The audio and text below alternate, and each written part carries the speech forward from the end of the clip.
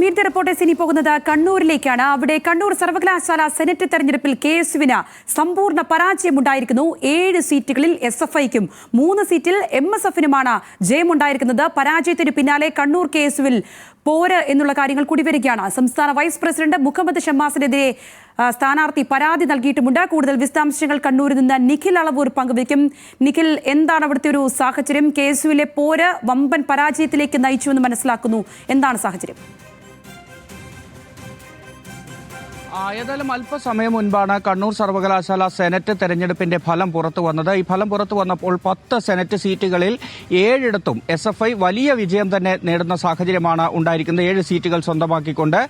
അതേസമയം KSUവിനാവട്ടെ നേരത്തെ ഉണ്ടായിരുന്ന 2 സീറ്റുകളും നഷ്ടമാകുന്ന ഒരു സാഹചര്യമുണ്ടായി.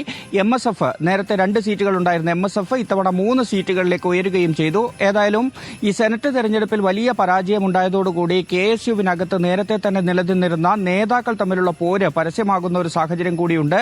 ഈ പശ്ചാത്തലത്തിലാണ് KSUവിന്റെ സംസ്ഥാന വൈസ് പ്രസിഡന്റ് P. മുഹമ്മദ് ഷമ്മാസിനെതിരെ ഒരു സ്ഥാനാർത്ഥി, ഈ സെനറ്റ് തെരഞ്ഞെടുപ്പിലേക്കുള്ള ഒരു സ്ഥാനാർത്ഥി പരാതി നൽകുന്ന സാഹചര്യം ഉണ്ടായിരിക്കുന്നത്. ബാലറ്റ് പേപ്പർ കൈക്കലാക്കി താൻ പരാജയപ്പെടുന്നതിനു വേണ്ടി ആ വോട്ട് അസാധുവാക്കുന്നതിനുള്ള ശ്രമം നടത്തി എന്നുൾപ്പെടെ കാണിച്ചാണ് KPCC അധ്യക്ഷന് ഇത്തരത്തിലൊരു പരാതി ഇപ്പോൾ ഷമ്മാസിനെതിരെ നൽകിയിരിക്കുന്നത്.